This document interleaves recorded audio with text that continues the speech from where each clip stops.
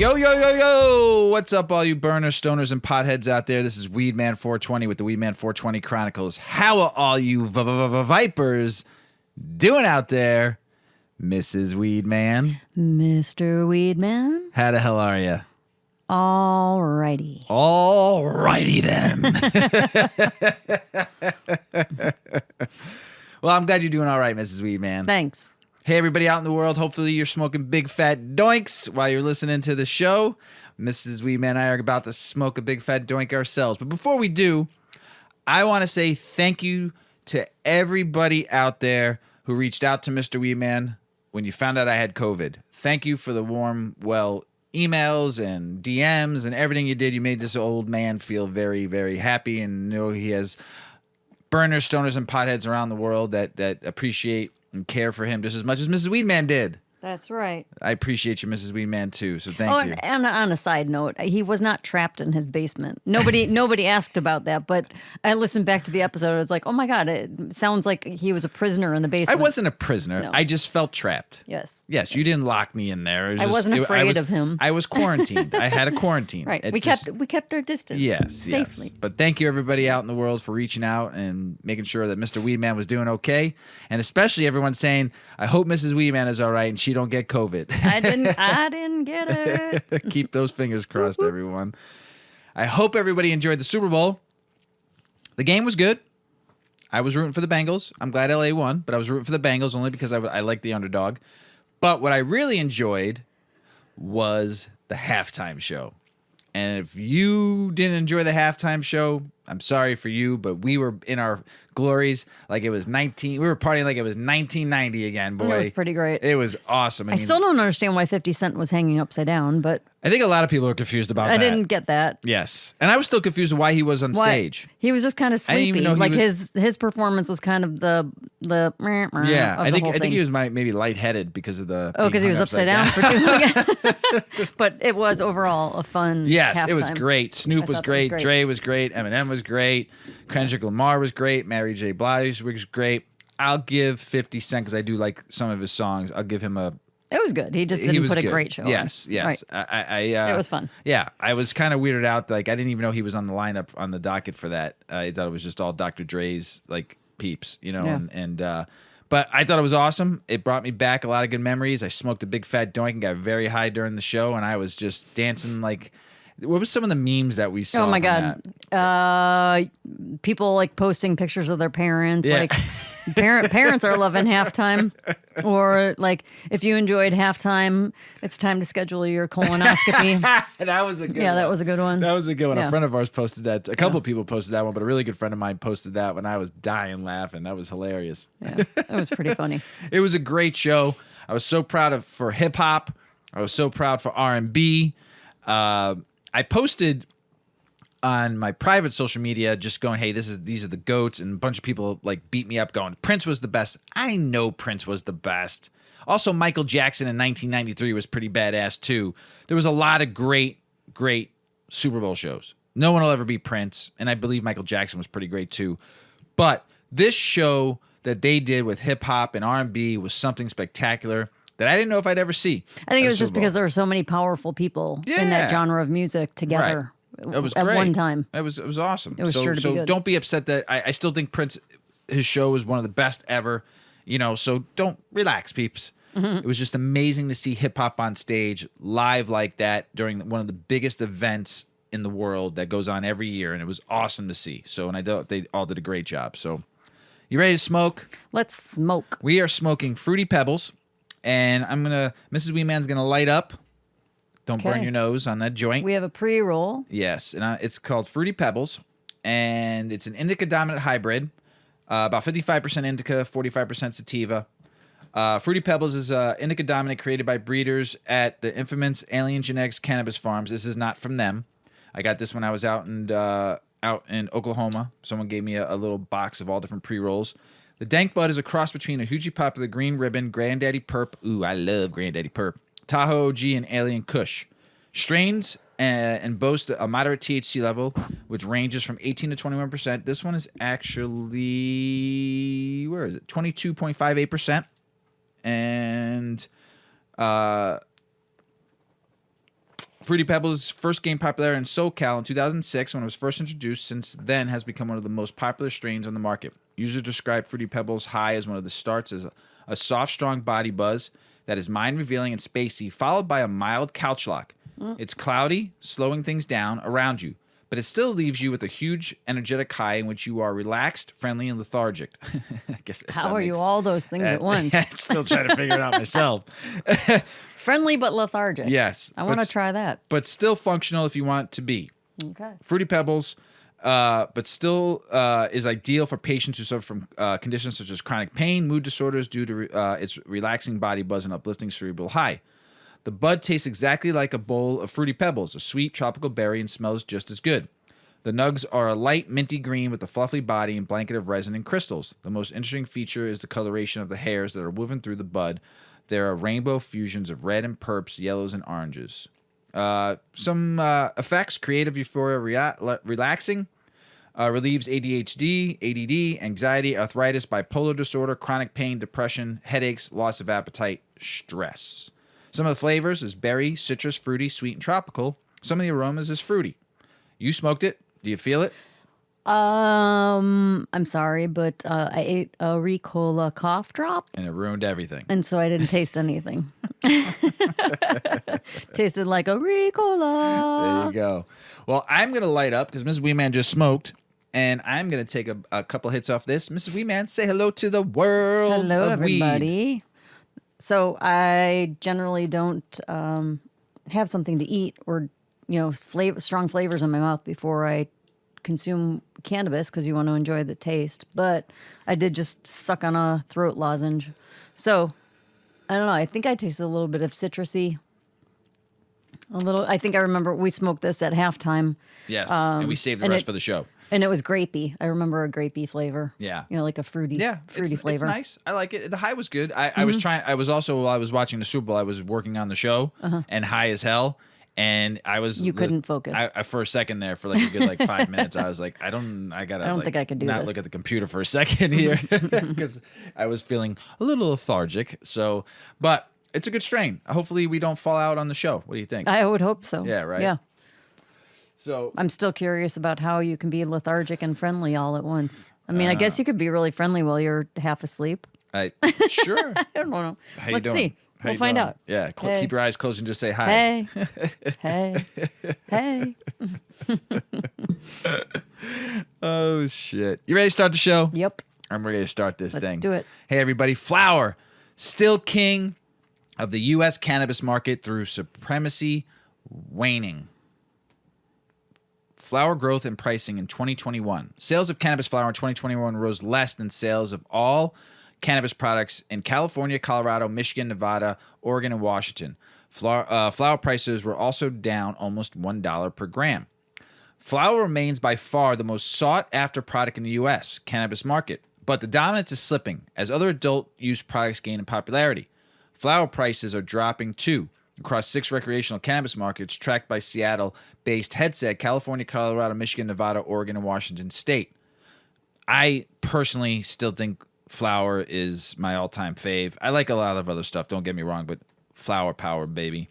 Flower buying habits, meanwhile, are shifting. As consumers become increasingly sophisticated in a more established states markets, retailers report less of an emphasis on buying for potency in favor of other characteristics of the plant, including terpenes and minor cannabinoids. Hooray! Stuff we've been educating about. That's great to hear. According to retail sales data from the 6 states Headset tracks, cannabis flower sales grew from $4.92 billion in 2020 to $5.49 billion in 2021. Big number. But flower, and that's only in just those states. That's just what they track. Everywhere. That's crazy. But flower share of overall market fell. Cooper Ashley Headset Senior data analysis noted last year 11.5% increase in flower sales was less than the 18% jump overall in cannabis sales. By comparison, sales of pre-rolls rolled from $102 billion in 2020 to $1.42 billion last year, an increase of 38.9% across the 6 states Headset tracks. Such of edibles increased from $1.4 billion to $1.37 billion over the same time period, up 20.4%. Flower was the 3rd slowest growing product category, ahead of topicals, up 2.5%, and tinctures and sublinguals, down 7.5%. Overall prices for cannabis flower continue to slide as more production hit the market and cultivators expanded their facilities.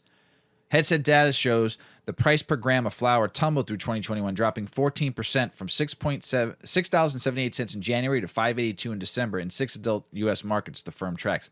Man, I wish that would happen in Illinois. Obsessed with potency? According to cannabis retailers, consumer purchases of flower vary by market. On the East Coast, flower consumers in new markets continue to shop based on the amount of THC on offer, said Mike Bibby, vice president of Ethos Cannabis, which is based in Philadelphia and has cannabis retail and cultivation operations in Massachusetts and Pennsylvania. Months ago, his company experienced flower shortages. Every strain the company offers sold out. Now that more product is available, consumers are picky for potency. The one thing that's consistent is the primary purchase decisions in potency, Bibby said. Flower that tests 25% THC or higher flies off the shelves, he added. As the East Coast markets mature and consumers become more advanced in their purchasing decisions, Bibby expects the potency obsessions to ebb. Of course, because of education. When educating consumers, his staff attempts to bust the myths of the high THC means good quality. Instead, bud tenders highlight terpenes, freshness, and cannabinoids. Very smart. Pennsylvania requires cannabis companies to include terpene profiles on labels. Good for you, Pennsylvania. And Bibby said that helps to educate bud tenders who pass their knowledge along to consumers. Wholesale flower prices have been falling gradually, according to Bibby. As more production comes online, he estimates prices for flower have fallen 5 to 10% from the last year. With more competition and availability, it's only a matter of time before brands become more important, he added. Mature, sophisticated. On the other side of the country, in more mature markets such as California, Colorado, flower consumers are becoming more sophisticated, said Steve Guterman, CEO of Falcon Brands, a vertically integrated cannabis company based in Irvine, California. As markets mature and more competition comes on, the customers get more sophisticated. There's more differentiating between products, he added. That's when quality comes into play. According to Guterman, high-end flower is less vulnerable to falling prices. Savvy consumers who are shopping for more than THC content will pay a premium for terpenes and cannabinoid content.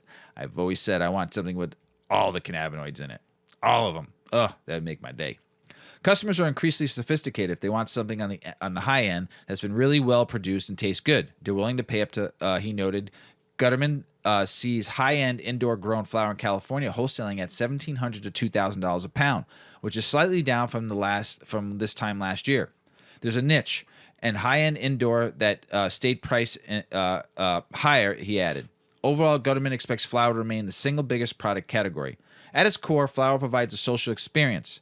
The other things don't, he said, adding that every other product tries to replicate the flower offers. I agree, but I also agree that cartridges, I mean, how many cartridges that before COVID that we would always share? We pull out our pen and we pass it around. I also think edibles is a very friendly experience. You can share edibles with people too. So I agree with flower, but I also agree there's a couple other products like tinctures. You ain't sharing your tinctures with somebody, right. Stuff like that. But you're not sharing your suppositories either. Alabama. And I'm not saying the word anymore because they lost. All right. Or did they? Yeah, they lost. Yeah, they lost to Georgia. They lost to Georgia. So I don't have to say the... That's old news, Mr. Weedman. I know. I can't remember that. THC is king of the North. Outside the United States, potent flower wins out in Canada, said Nick Skorliak, chief financial officer of Quebec-based vertically integrated cannabis company Canna Biotech. However, some consumers are looking for quality, which includes freshness as well as terpenes and cannabinoid content on labels. The market might be shifting to a second wave of cannabis cultivators who focus more on the craft side of growing than the large companies that control the bulk of the market, he said. With continued falling prices across all categories of cannabis products, he has seen flower prices slide from a low of $2 Canadian, $1.58 a gram last year to around $1 a gram this year. Ooh. In the end, THC reigns supreme, he said. Flower testing between 29 and 30% THC will fly off the shelves, he added. If you have the highest THC, you'll beat all your competitors, he said. You can put that in a baggie and write 35% THC on it, and it'll win. I'm so proud of flower for still staying strong, and I'm a flower power kind of guy. So, but prices will drop. You're going to see more as more people get educated. As they said in that article, the East is different, the North is different. Even here in Illinois, it's different. But we are educating. Bud tenders and dispensaries are educating. Classes you can learn online, free stuff you can read about. There's so much. Learn about it. We've talked about this. So what do you want to build a house out of? Bricks, straw, or sticks? Said the three little pigs. How about hemp? Tell us about it, Mrs. Hey. Weedman. That was pretty clever. Thanks. I've got a cool article, The Highway to Hemp. And I will tell you, I feel really mellow and really spacey. So I have a feeling I might talk slowly. I got my energy back. Yeah. Because COVID's out my body. Yeah. I don't know. But that weed definitely took me down about 10 notches. Maybe I need to take like 2-3 more hits. Like almost, it's like that kind of high where you're like, am I alive right now? Am I breathing? Hang on, I gotta feel my chest. Mouth to mouth. All right. Highway to Hemp. Building, making, and dreaming big with hemp fiber. Hemp-based alternative materials are popping up in everything from construction to baking. To Joe Bisogno, the founder of America's Hemp Academy in DeSoto, Kansas, hemp isn't just trendy, it's going to change the world. What other material, he enthuses, can be used to build houses, make sustainable tampons, create a biodegradable plastic, line the insides of luxury cars, or bake into something as a nutrient additive? I tell every person I know, if you're a young person and you're not involved with hemp, you're crazy. Bisogno says. It's going to be the biggest thing that has ever happened to America. Ask anyone in the hemp industry, and they'll tell you the fiber and grain side of the business is on the cusp of exploding. Earlier in the Highway to Hemp series, Flatland Digital Magazine looked at a fiber and grain processing facility in Great Bend, Kansas. Once the grain has been stripped and the fiber pulled apart from the hurd or the woody inner stem via decortication, the raw materials can go into just about anything. Since the 2018 Farm Bill, which legalized the farming of industrial hemp, hempcrete, also known as hemp lime, has quickly become a trend in sustainable construction across the nation. The concrete-like material uses a mineral base with small pieces of hemp hurd. It's relatively new to the U.S., but it has been used around the world since Roman times. Phelan Dalton, the co-founder of Hemp Building Company in Colorado, started his company in late 2019 after learning how to build with hempcrete and deciding to make a business that offered the materials and the know-how of hemp construction.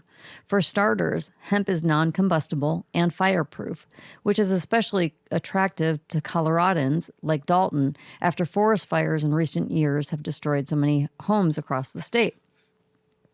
I'm not saying that if they were made from hempcrete that it all wouldn't have happened, but I think it's definitely time to start considering more fireproof materials like hempcrete, Dalton said. There are a plethora of YouTube videos of people torching a block of hempcrete for hours. The dense material barely even smokes under the flame. Damn. Hempcrete structures also retain their thermal qualities for centuries, whereas conventional insulation will sag and require replacing every couple of decades. It's also an alkaline material, meaning the walls are not hospitable to mold or pests. More than that, hempcrete is incredibly sustainable. It's made entirely out of natural materials. The inner woody hurd of the hemp stalk is broken up into wood chip-like pieces, then mixed with lime mineral binder and water to make a concrete-like material. When it's growing, hemp takes in carbon dioxide, which is then trapped in the cells of the plant once harvested. All plants do this during photosynthesis, but because hemp grows so quickly, it eats more carbon than most other plants. Once poured in place, the hemp lime also sequesters more carbon as it dries and solidifies. Hempcrete can come in the form of pre-made bricks. It can be sprayed in place or cast in place, said Dalton. That's his favorite method. While it looks like concrete, Dalton said hempcrete is not structural. This means a foundation and frame must be put in place before hempcrete, or more accurately called hemp lime, can be poured. I know a few builders that are just so used to the conventional way of construction that I guess partly they just don't have time to do training classes and rethink what they've been trained to build. And it also can be a labor-intensive building method. Right now, Dalton said hemp builds are slightly more expensive than conventional building costs. We're paying somewhat of a premium currently for the hurd, just because it's not bountiful at the moment. As we figure out proper building methods and we have more contractors to work with, I think the cost of building hempcrete houses could be cheaper than conventional stick frame houses. For hempcrete houses to become more common, it will require more farmers to grow hemp and more processing facilities to work with farmers. If putting hemp in the walls isn't enough, you can also use it on your floors. Greg Wilson, founder and CEO of Hempwood, a Kentucky-based company, is doing just that. Wilson said the first thing that most of his consumers do when they see his product is smell it. They're expecting the hemp composite wood to have the same dank smell associated with cannabis. He also tends to get asked what happens if the hemp wood catches fire, expecting him to report that the firefighters will come out stoned. Now I say, that cost extra, Wilson laughed. But that is an everyday question. Hempwood, like hempcrete, is a highly sustainable alternative to traditional building materials. To make hempwood, dried hemp stalks are fed through a roller which breaks apart the woody core and the fibrous outside. These bundles are then soaked in soybean-based, non-toxic adhesive. Wilson, whose background is in bamboo flooring, explained that traditional composite flooring methods would use formaldehyde or other toxic chemicals as an adhesive. Now coated in the soybean adhesive, the hemp stalks are dried before being compressed into 6-inch by 6-inch logs, which are then baked to activate the adhesive. The thick, compressed, and baked hempwood logs rest for several weeks before hempwood teams cut them down to flooring or other board sizes, and the final product is comparable to white oak, maple, or black walnut hardwood flooring. After several years of scaling the company, Wilson said hempwood flooring is now competitively priced at about $10 a square foot. That's good. Yeah. But here's where hempwood shines over traditional hardwoods. It's 20 to 30% denser than oak, which also makes it about 20% harder. Moreover, hemp grows about 100 times faster than traditional hardwood trees. Speculate all you want, but the reality is that it's not going to be cheaper than the competition out there, Wilson said. The reality is that things don't become cheaper on a dollar-by-dollar basis than something that's been around for hundreds of years. He also noted that cheaper prices or mass-produced products mean manufacturers have to take certain shortcuts or substitute natural materials for chemicals. These are all things he saw happen in the bamboo flooring industry, and he doesn't want that to happen in the hemp business. I can make my product 20% cheaper per square foot by using formaldehyde instead of soy protein for the glue, but that's not something we're willing to do, Wilson said. For Wilson, non-toxic materials are essential. His former work in the flooring industry meant he was frequently exposed to formaldehyde. Even today, his respiratory function is damaged from being around the chemicals. It's not something he ever wants to bring into his product. And lastly, you could bake with hemp. Bisogno, who I talked about earlier, decided to bring hemp to an industry he was already familiar with, food. The Good Sense founder, in addition to starting his America's Hemp Academy in DeSoto, Kansas, has also started a line of frozen baked goods, all using hemp flour. Hemp flour is made from the grain or the seeds of the hemp plant. This part of the plant does not have the cannabinoids that we are so wary of when talking about hemp. Cannabidiol, and tetrahydrocannabinol, so CBD and THC, and other cannabinoids are all produced in the flowers of the plant. Hemp grain has none of these properties. Even so, Bisogno found that in focus groups, people still didn't trust a product that says hemp. When presented with cookies, tortillas, and pizza crusts labeled as made with hemp, most participants responded that they would never buy the product for their family because they didn't want to give their kids drugs. Gosh. The response completely different, however, when Bisogno presented the products as plant-based instead. This is an amazing product, is what they'd get from everybody. So he said, we just have to get people to understand that it's not a drug. It's not going to hurt anyone. It's going to help everyone. The baked goods look and taste similar to those baked with regular flour. Only Bisogno said these plant-powered goodies offer higher nutritional value thanks to the high protein and potassium and healthy fats found in hemp seeds. Bisogno has even had American Bakers Association seminars in his warehouse to promote hemp flour and all sorts of baking practices. But the hemp grain is quite different from other grains. It requires a special mill, making it difficult for other flour manufacturers to join the train. It's actually true for a lot of industries, Bisogno said. He's spoken with many companies that are interested in adding hemp to their products but can't afford the risk of buying the specialized equipment to do so. Then they go on, this goes on and on. They talk a little bit about biodegradable plastics. And again, it comes down to being able to facilitate the processing of the plant.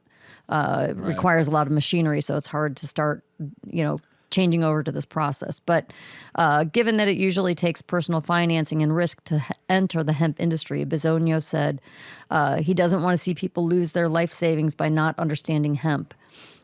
So he started his academy teaching growers, processors, and manufacturers the skills they need to succeed. We're not trying to be competitors to anyone. We're trying to be educators to everyone, he said. The hemp industry as a whole is big on collaboration. Because hemp has been outlawed for so long in the U.S., collaboration is essential for the success of anyone entering the industry. And for the industry to reach its potential, it also means more consumers need to learn to understand it. The supply chain of hemp is immature. Before hemp can become universal, more farmers need to grow it, more processing facilities need to open, and more manufacturers need to commit to using it. A lot of farmers and manufacturers are interested and want to enter the industry, but it's not a one-for-one trade-off. Hemp requires special equipment, pricey seeds, and other costs that can end up deterring things on both sides. So it will be an amazing market. But we just have to be realistic, and it's going to take time. I believe in hemp. I do. Oh, big It'll time. Save the world. Yeah. I feel really lethargic right now. Yeah, right? That was a struggle. I took a few more hits off of that. Why did you do that? You want to go to sleep? I wanted to see how high I can get. Okay, you just said you had your mojo back. I'm good. Get up. I got it. Get up. Get up. Will the U.S. legalize cannabis in 2022? Big question mark. So some experts and lobbyists got interviewed by two gentlemen. I'll give you all their names. Sarah Chase, who's the executive director of Council for Federal Cannabis Regulation.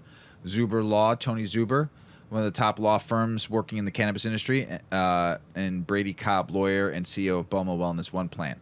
They got joined by, they were interviewed by Javier Hassis and Elliot Lane. So let's see what they kind of asked. So in some of these questions. Step-by-step trade-offs of an incremental pathway. Zuber called the regulatory landscape confusing and said he would be satisfied with the SAFE Act passing this year. There's such a plethora, use that word too, and acronyms out there that it's hard to keep track. A new one seems to arrive every quarter, but there are a few key ones that we've been focused on. I think the SAFE Act has been with us since, Clinton was president. He highlighted that there seems to be a momentum to tackle banking reform. The SAFE Act would allow cannabis companies access to federal banking services. He added that the States Reform Act would legalize cannabis at the federal level, at least decriminalize it, and would have implications for banking and interstate commerce of cannabis. He said the big question is whether to wait for that big enchilada or try to make the milestone victory and go for the SAFE Act. Let's see. Raising the bar. If you're talking about social equity, it's going to be much more difficult for small business to access the standards of federal legalization. Cobb said, adding that it is going to be much harder for those applicants to enter the space when they got to get an FDA license to be able to conduct business, as opposed to a very large federal excise tax. State Reforms Act is the most passable piece of cannabis legislation that I've seen thus so far, solely because largely the Republican caucus, on the libertarian standpoint, largely okay with state rights. Amazon and Charles Koch is support of the States Reform Act. What does it mean? So let's see what Bulma's CEO pointed out, the fact that in the election year, the Republicans did a good job incorporating cannabis regulations with what have normally been in the Democrats' camp. I think Republicans are smart enough to sense that there's an opportunity to follow both through the states' rights and libertarian principles and seize the win ahead of the midterms. Cobb noted that having one of the most powerful and largest companies in the world jumping into the cannabis fray to support legalization is a great barometer from the overall standpoint and where we are as an industry in regards to state reform acts. So, I don't know, man. Very attractive because vests most of the authority within the state level folks. So those two, I know Charles Koch was like helping promote cannabis legalization. We all know Jeff Bezos is doing the same thing. It's big money. Like we talked about in the last episode, there's monopoly. It's going to, if we don't fight for it. But it might be the only way to get federal legalization if these big corporations kind of lead the way and spend the money. Kind of sucks, but it's kind of true what they're saying here in this article. Can we get some clarification surrounding the safe banking? Visa and MasterCard recently stated they will not support the industry until federally legal. The safe include consumer credit debit card use. Cobb explained that the SAFE Act will trigger FinCEN and Treasury to update their anti-money laundering guidance. He explained that one of the biggest problems with the cannabis, and credit card processors is that if they facilitate a transaction, they're technically triggered into a potential anti-money laundering guidance and could have some liability to those compliance departments of the banks as well as credit card companies. That's just a risk they can't take given the volume of business that they do. SAFE will trigger the review and the updated FinCEN guidance and will be what will hopefully provide cover fire for credit card processors and potentially U.S. exchanges. He advised people interested in the cannabis reform to pay attention to the SAFE Act. This was a good one, too. What you suggest regular people can do to push legalization forward. The experts concurred that although writing and calling legislators is not usually regarded as an impactful measure, it can move the curve on the hill. Chase explained that legislators are not used to cannabis industry and they need to see and interact with cannabis workers and patients to gauge the benefits of federal legalization. Open the doors.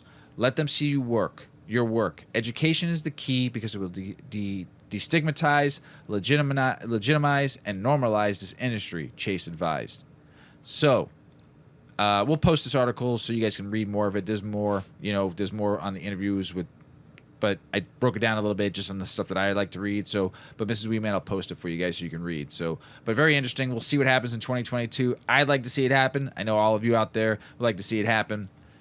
We might still be a year or two away. We'll see what happens this year. I'm very, very hopeful and promising and optimistic about it, but also a realist. That's good.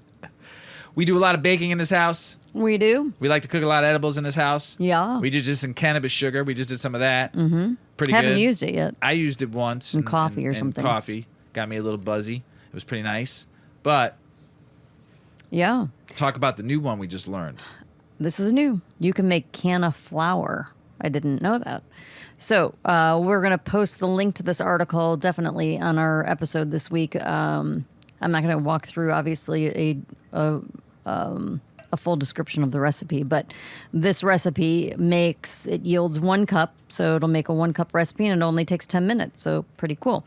Canna Flower is one of the quickest ways to infuse anything you're making with cannabis. It only takes 10 minutes and can be used in a variety of dishes, from baked goods to dredging meat and anything else you crave.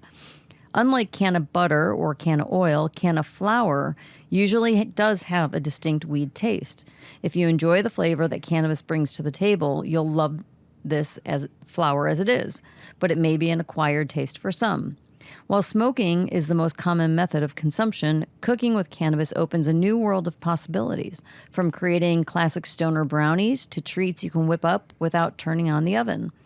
Cooking with cannabis allows you to experiment and incorporate the plant in new ways. Your imagination is the limit in the kitchen. Edibles deliver a different kind of high than smoking, an immersive, full-body experience that will have you feeling relaxed, giggly, and even euphoric during your everyday activities. Edibles can be more work than rolling a joint. Here we go. Stoned. I am. But the effects are rewarding. In order to achieve this state of euphoria, you must decarboxylate your cannabis first. So, in reference to this flower, you have to decarboxylate. Decarboxylation is a process. And in this article, there's a little infographic that talks about decarboxylating. We've talked about decarbing too. So it's a process that activates the compounds in cannabis and turns the acidic compounds of THCA and CBDA into THC and CBD that you know and love. Decarbing your weed isn't necessary during smoking because the chemical change happens under your lighter. But when you're cooking with cannabis, decarboxylation is the glue that holds the experience together. You can decarb your weed in advance and store it in a cool, dark place until you're ready to use it. So the recipe, like I said, is going to be in a link. And making cannabis flower is one of the easiest types. Again, it only takes like 10 minutes. It's shelf stable for up to 90 days. You can make a batch. You can keep it on hand for bread, pancakes, or any other recipe. Ooh, I know, pancakes. We right? love pancakes. And use some can of butter on them too. Oh, now you're talking my language. Yeah, so you can use Canna Flower then in your next batch of brownies, your next space cookies, or whatever, cookie bars. So just swap out 1/4 to 1/3 of a cup for regular flour in a recipe, and use regular butter. Like, keep in mind, I mean, if you want to double Unless it you up, wanna double go for it it. up. Yeah. Tips for using cannabis flower. Use sugar leaves in your Canna Flower. These leaves are typically discarded during the trimming process since they don't smoke well, but they're great for making potent weed flower. Don't bake your marijuana flower at temperatures over 350. That's good to know. Yep, as this can begin to heat off some of the cannabinoids and terpenes. So that's in reference to decarboxylating, right? Yeah, we can go higher than 250. Yeah. Oh, no, but if they're saying your marijuana flower, so when you bake any recipe you make, like don't bake your cookies at 375. Gotcha. Bake them at 350. Interesting. This is all new to me. I didn't even know that you could make Canna Flower. Me neither. That's why it was great when I read it and sent it to Yeah. you. If you don't want to taste the cannabis in the end dish, adjust your seasonings and other flavors accordingly. I will tell you, coconut oil is great because of the nuttiness, or putting nuts in Use your more vanilla. Yeah, vanilla and nuts make a big difference. They kind of meld with the cannabis flavor nicely.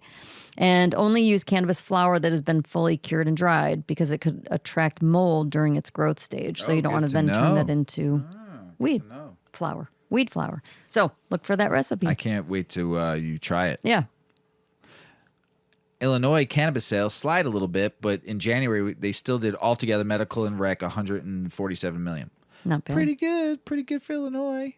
Good sales. Oklahoma governor says voters misunderstood medical cannabis ballot measure they approved. I'm going to read this because my friends in Oklahoma, I had someone reach out to me too about this and about the governor and stuff like that. Listen, I call Oklahoma the wild, wild west of cannabis because it is, and I don't want any changes. I do think there is too many cultivation centers out there and just too many dispensaries for only having so many, because you're only med and there's not enough patients. I think if you go rec, it's going to be a lot better, a lot smoother. There'll be a lot more money going into the dispensaries and the cultivators, but you still have a lot right now. But the governor of Oklahoma said on Monday that voters were misled when they overwhelmingly approved the 2018 ballot initiative to legalize medical cannabis in the state, arguing that the measure may require legislative reform. Governor Kevin Stitt said during the state address, the ballot question passed by voters was misleading, and he tied our hands as we regulate the industry. He pointed specifically to the relative low cost of obtaining a cannabis business license compared to other states, and without a cap of cannabis operators in place, he argued that the market has expanded at an unsustainable rate. I agree about the unsustainable rate, but don't change the price of people be able to start their own business. You're giving people an opportunity for $2,500 for a license to open up a business that they can get tax write-offs on eventually once the banking, but they can actually hire people and employ people. Don't change that, man. Give people an opportunity. Like I said, Oklahoma charges $2,500 for a commercial license. He said even California charges up to $181,000. Man, don't do what California does. Stick with what you're doing. You're helping people. As a result, we have 7 times the growers in California with just 10% of the people. I agree with. While fees for the California cannabis businesses can enter 6 figures depending on revenue licenses are receiving, the fee for retail making up to $500,000 in gross revenue is also $2,500. So it's not quite a white and black as the governor is suggesting. Don't change shit, man. Don't fuck it up. Next door in Arkansas, they have 8 growers. We have 8,300, the governor said. You know as well as I do, not all the products are being sold legally. How about this? Traditional market. This is a perfect example of why we need to make sure initiative petitions represent Oklahomians and not out-of-state special interest groups. Okay, I agree with that. Take care of your own in your own state. They should be able to get licenses. Don't let other people come in and take over everything. You do have a high amount of cultivators and a lot of dispensaries for not enough people. I have to agree with that. Okay? There's only a couple 100,000, maybe like 300, 400,000 patients in a state of 4.2 million people. I get it. So that means you know what you should do. Make it recreational and let the people that are in business right now make some money. Oklahomians deserve to know the details before voting to change our constitution, he said. While we can't change the past, we can learn from it and improve our future. We're getting the right leaders in place and untying their hands to enforce the laws. Have the cannabis community involved in that, Governor. Let them work with you through this. Okay, they're struggling because there's not enough people to buy their weed. Let's figure out how they can get that by full recreational. Work with them. Don't just start fucking making amendments to a law that the people wanted. Stitt said that directed law enforcement to crack down hard on the traditional market. Boo. Adding the drug cartels, organized crime, foreign bad actors have no place in the state of Oklahoma. I agree with that, though.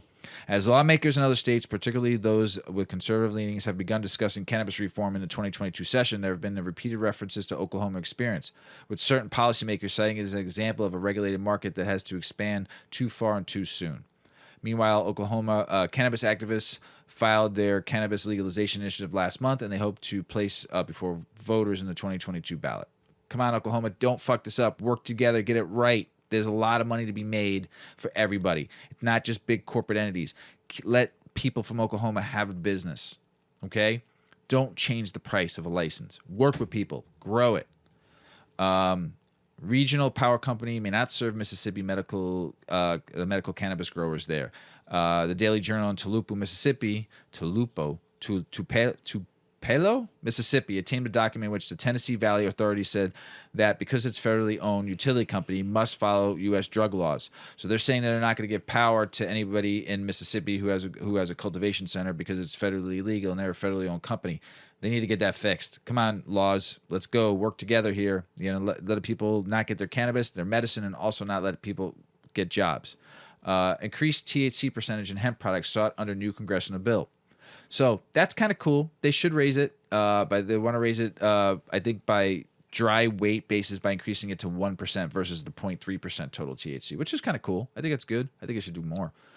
Michigan court case a partial win for the testing lab in cannabis recall fight. A Michigan testing lab scored a partial victory when the judge affirmed that regulators were wrong to issue board cannabis product recall in November. However, the judge also said state authorities acted within the scope of the law. Judge Thomas Cameron of Michigan Court Claims wrote in an opinion that the Michigan Cannabis Regulatory Agency November recall of products tested by various laboratories Bay City facility was arbitrated and without basis and could be evaluated to a substantive due process violation. The threat of irreparable harm to the reputation of the Bay City facility rising out of the recall remains and has largely been left unretributed, Cameron wrote. The judge ordered that the Marijuana Regulatory Agency, MRA, be prohibited from further enforcing November's recall as it pertained to Veritas Bay City Lab. But the judge also gave MRA a partial victory by refusing to agree that the same was true for Veritas Lab in Lansing, which was included in the recall order. Here, the MRA identified testing discrepancies and implicated safety concerns, Cameron wrote. That's the wisdom of such a recall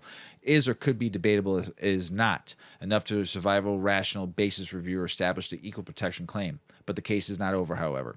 So we'll see what happens. We'll read more once we know more about it. So hopefully things get fixed there. South Carolina Senate approves medical cannabis bill on initial vote after weeks of debate. All right, South Carolina. If you do it before North Carolina, that's impressive.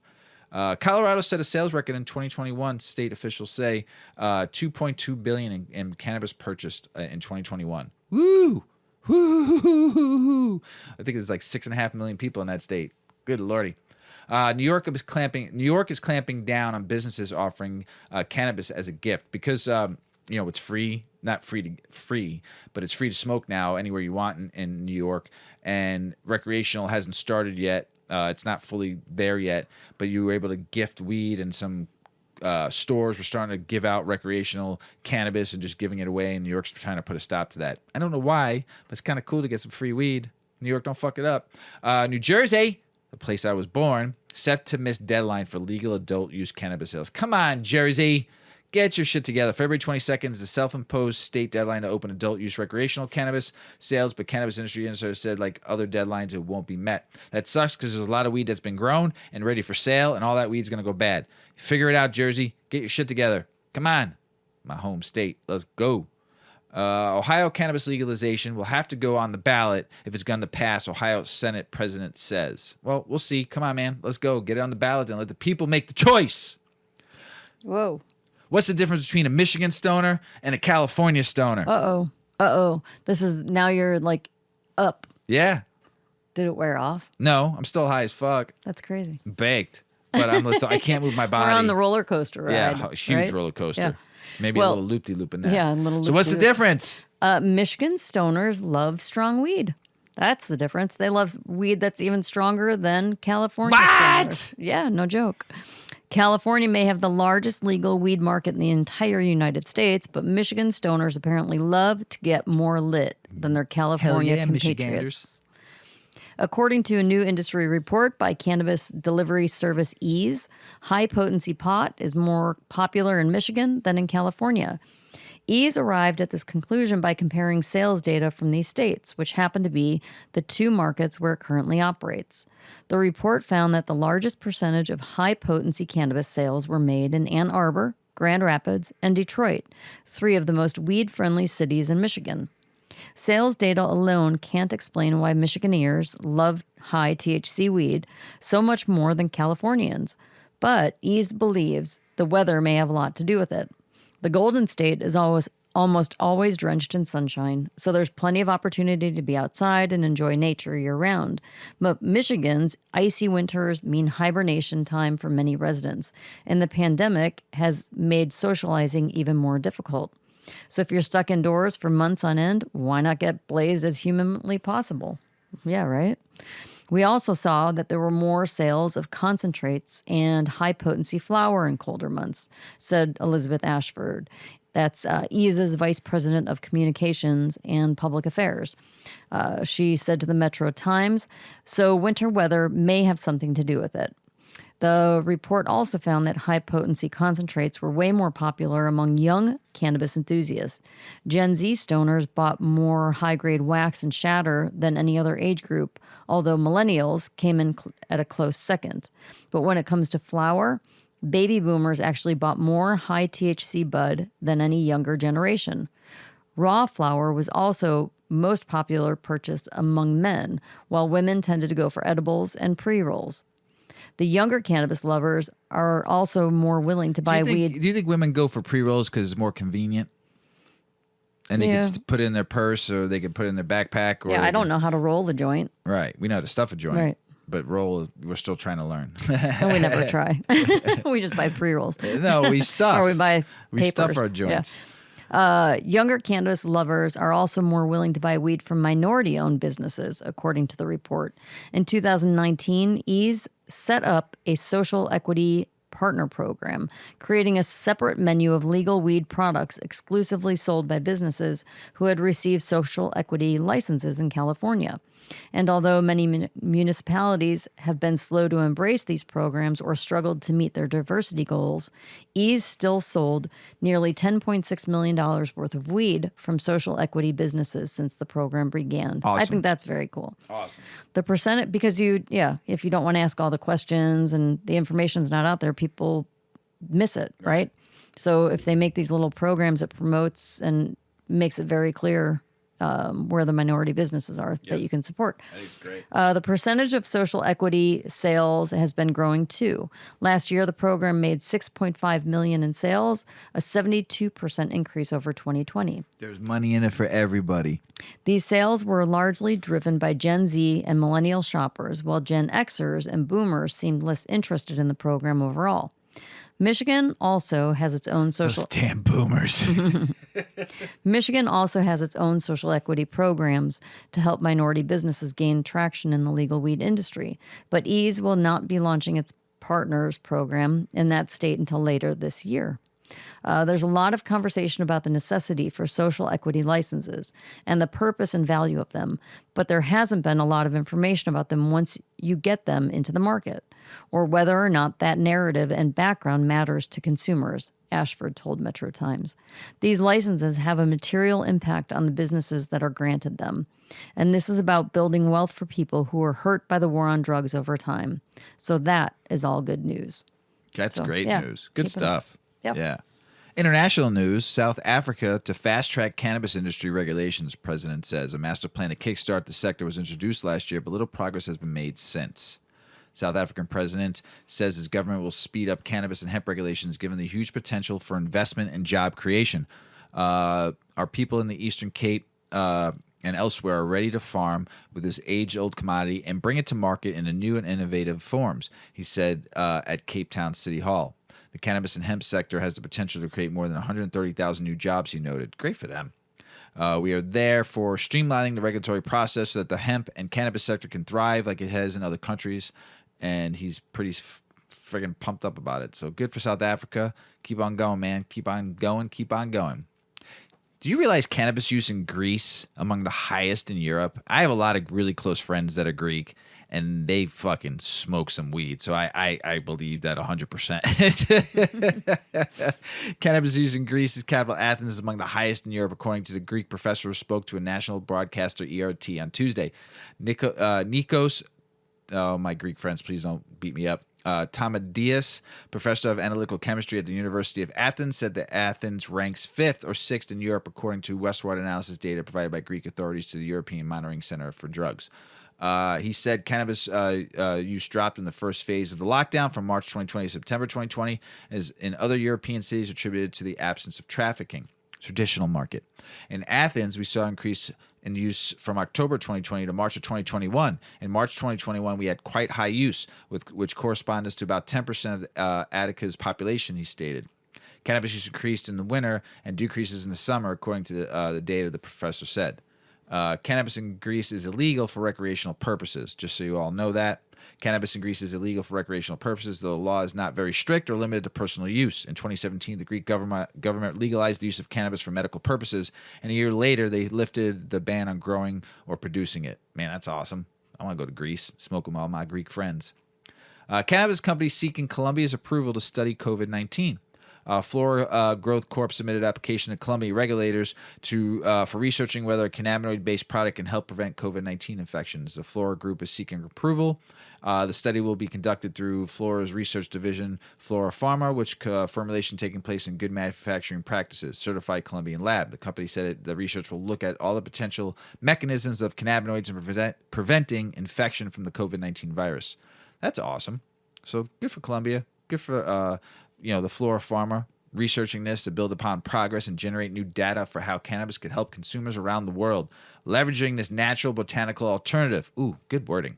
He said in a press release, "We are honored to receive the advice and guidelines from them, and as we begin this exciting research process, the Flora Pharma division seeks to obtain evidence to support this product use against SARS-CoV-2 and bring to market an effective cannabinoid-based product." Hell yeah. Hell yeah. Dash cams. Yeah. Kind of fucking crazy, huh? This fucking article was great. Mm-hmm. And that's why I gave it to you, so I could laugh. Mm-hmm. But this fucking dumbass, man. Mm-hmm. We have a article. This is pretty funny. Dash cam footage shows a disgraced Texas trooper vaping confiscated marijuana. He's a super trooper. Super trooper. He's a super... duper dope. Stoner. What a dope. A disgraced Texas trooper was caught on his police cruiser's own dash cam vaping confiscated cannabis, according to newly released footage. The video is from 2019, but only just came to light after the lawyer repping several drivers who were stopped by the same state trooper near Wichita Falls sought evidence against the officer. Damn fucking trooper was stealing people's weed. Many people, right? The public should find it abhorrent at any time there's a breach of public trust, said Fort Worth lawyer David Sloan. We place people in the position of trust when they enforce the law. Chad Hardin, the now former trooper with the Texas Department of Public Safety, was caught on camera inhaling pot from a vaping pen he'd just taken from a suspect, according to the video. I accidentally inhaled THC, as stupidly as that sounds, Harder later admitted to an investigating officer, according to audio on the footage that Sloan posted on YouTube. I felt it fill up my lungs. I pushed it out as fast as I could. I felt it filling up my lungs. That's called inhaling. Hardin claimed. I didn't mean to inhale it. Hardin was suspended in June of 19 when he came under an investigation by the Texas Rangers and resigned from his job 3 months later, the local Times Records reported. It wasn't immediately clear if the vaping video was part of that probe, but the ex-cop was ultimately charged with tampering with evidence and copped to a plea deal this past August that landed him 2 years probation, the outlet said.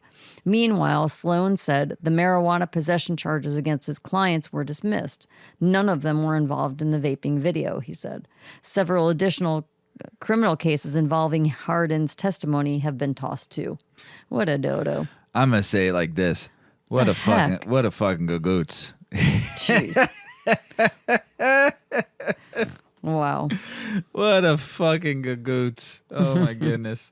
I don't know if anybody knows Twitch. I am on Twitch every once in a while. A bunch of Paulie's friends are on there and I watch them game every once in a while. It's not I do it. It's not my thing all the time. I rather play video games than watch someone play video games. I just don't get it. It's like kind of watching sports. I'd rather play sports than watch sports. But Twitch says cannabis-themed usernames are exempt from new ban, just like alcohol and tobacco. That's cool. The major video game streaming service Twitch says it's cracking down on some unsavory usernames, but people whose handles reference cannabis are chill. Mine is up there, Weedman 420 Chronicles. So yeah, it hasn't been taken down. The policy update was announced on last Thursday, which Twitch saying that it wants to be the kind of place where everybody feels at home and people don't face harassment or hateful content.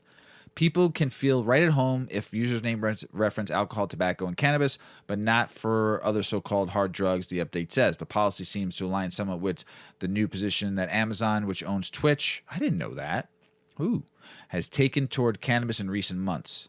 Well, there you go.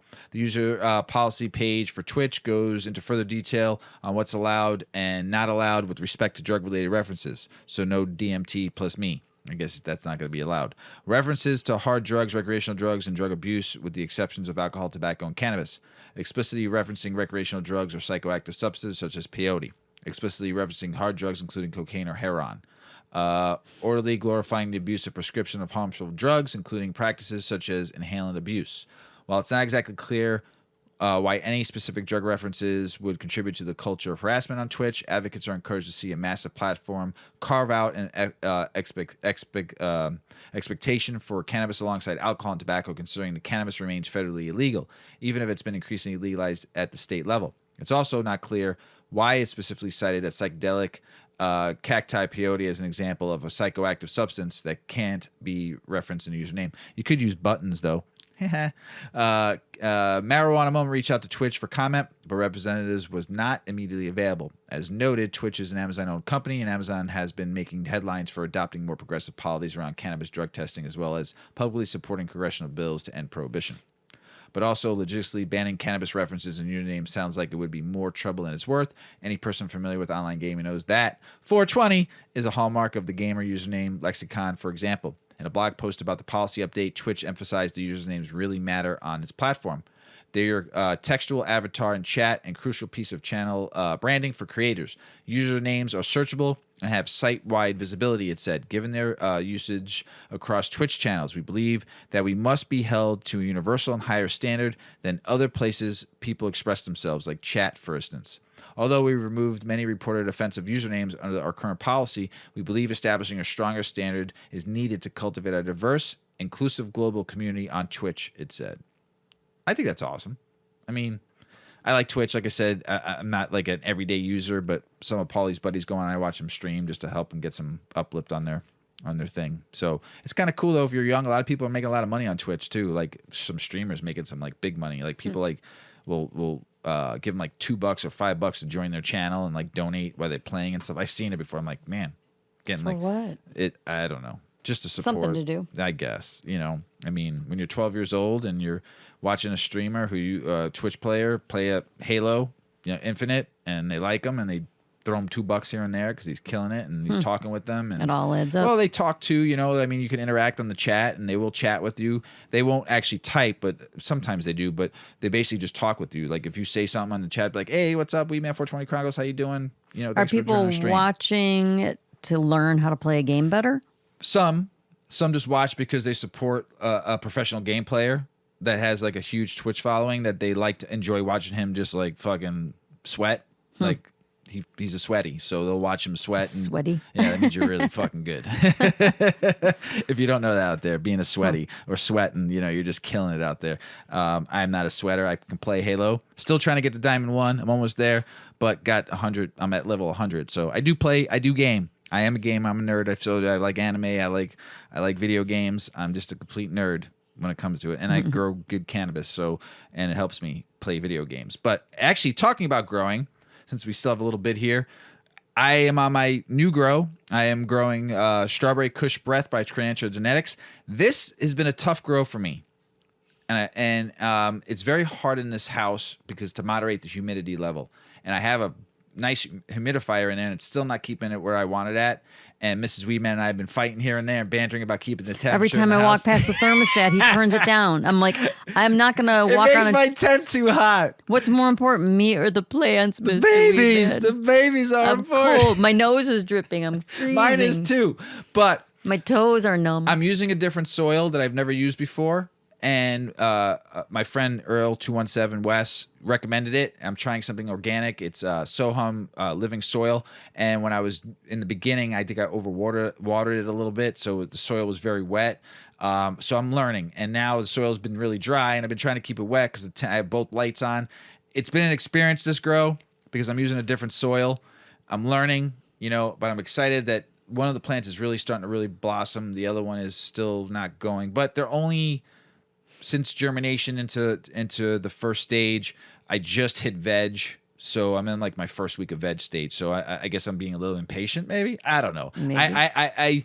I just think it's just in the wintertime, I might have to add another humidifier in there to get that up to like where I want it. It's not where I want it to be, and learning this soil. Because it does hold water a little bit, I've noticed in the middle, and I don't want to overwater it and kill the roots. So it's a learning curve. This grow has been troublesome. My last 4 grows were great. I was able. I used a different soil. I was a newbie, and I still think it's pretty good soil, but I've heard differently. I was using Fox Farms. I was using the Ocean Grown, and then I was mixing it with Perlite and Cocoa. So and it grew well for me. I know a lot of people don't like that brand. It grew my cannabis great. So this one's just a struggle. I'm learning. So good thing I got 10 seeds from Cannabis Genetics. I lost 2. One didn't germinate, and the other one just didn't make it. So out of the 4, I got 2. I don't want to use any more of those seeds, only because I don't want to. If I ruin them, I'll be upset. I want to learn how to use this soil better. I should have used one of my first strains that I got from a friend of mine that I got a shit ton of seeds from, and that was the berry white and the lemon berry. I should have tried it with those first because I have a ton of those, and just a trial. And I spent some good money on those Cannabis Genetics beans. So it's a learning curve. I'll probably be reaching out to Wes soon here just to see in the next week or two, let him see how the plants are doing. But like I said, it's a growing. I'm enjoying it. They're my babies. It got me back in my zen because I hadn't grown since when I harvested back in January. So it's my zen. I'm still enjoying it. When I had COVID, that helped me out a lot, checking those babies out like on the hour. So kept my mind nice and clear. So, but I'll keep you guys all informed. I'll post some pictures in a couple weeks once it starts growing and see how it goes. So I'm looking forward to trying this strain, and here we go. So hey everybody, Mrs. Weedman, Mr. Weedman. got anything else to say? No. Strain was pretty good. Yeah, it was good. Yeah. Definitely mellow. Yeah, it was good. Got me wound up though. I don't think I'll smoke that tonight for bed though. I'm gonna go back to that purple gelato. That's some good stuff right there. That's good. I need to fly to Oklahoma and get me some more. Hey everybody around the world, thanks for listening. Hopefully you enjoyed the show. Don't forget to check us out on Weedman 420 Chronicles on Instagram. Thank you for all the DMs and pics and everything. I love it, man. My friends out there, I love you to death. Check us out on Twitter, Weedman 420 Pod. On TikTok, Weedman 420 Chronicles. Email weedman420chronicles@gmail.com. On YouTube, Weedman 420 space Chronicles on YouTube. And thanks everybody for subscribing on there. We really appreciate you all. Hopefully you like the anime. We love it. We get a lot of people telling us how much they like it. And thanks for giving us some comments and sending us love. I love it. Keep on going. Keep on sending us. I was telling Mrs. Weedman the other night, and I'm baked, everybody, and I'm talking more, and I'm sorry, but I got one last thing to say. I was talking to Mrs. Weedman the other night. We were talking about social media, And we were talking about influencers and you know, and how many people follow them in the millions and hundreds of millions and whatever, but they don't follow anybody. And maybe they follow 100 people or 50 people or maybe none. I don't, it just the way it seems. I follow everybody that follows me. And here's why. Because it's a community. And to me, cannabis is our community. And if you're going to follow me, I'm definitely going to follow you and see what you're doing, see what you're growing, see what you're smoking, you know, and because it's a community to me. And I appreciate you following me and listening to us and talking with Mrs. Weedman. And Mrs. Weedman's been DMing people and emailing people back when we get them, which is great. So you might get something responded from her. If you ask about her, I'm going to give her the phone and say, hey, say hello to them. They asking about you. So to me, it's a community, and I want to thank you all. And I will always be your friend. I will always be your burner. I will always smoke out with you if I see you. I will always give you a nug if you need one. I'm here, and reach out, you know, and I appreciate it more than you know, because we started this at nothing. I wasn't a movie star. I wasn't a sports athlete. I wasn't a newscaster. I wasn't somebody famous that already had a bazillion followers that started a podcast. We started this podcast with nothing. Like nobody. I'm listening to myself in the beginning, you know? So to me, I appreciate you guys. You don't know how much I appreciate you, everybody, people out there in the world that reach out to us and talk to us. It means a lot. It humbles me every day. They even like me. You might love Mrs. Weedman. So, but I appreciate you all out there more than you know, and it humbles me. And thank you for reaching out when I was sick. As Paulie always says, smoke smart, puff puffing away. Puff, puff, pass.